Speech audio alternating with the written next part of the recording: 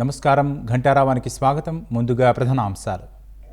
అమరావతికి ముంపు ప్రశ్నే ఉత్పన్నం కాదన్న నారాయణ. నిర్మాణంలోనే 3 కాలువలు డిజైన్లు చేసినట్లు స్పష్టీకరణ.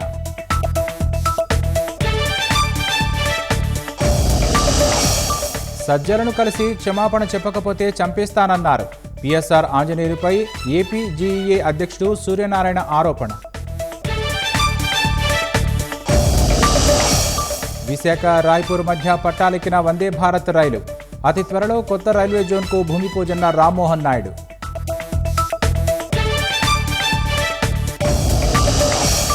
రేపు సాయంత్రం ఢిల్లీ సీఎం రాజీనామా చేసే అవకాశం. కేజ్రీవాల్కు లెఫ్టినెంట్ గవర్నర్ అపాయింట్మెంట్ ఇచ్చారని ప్రచారం.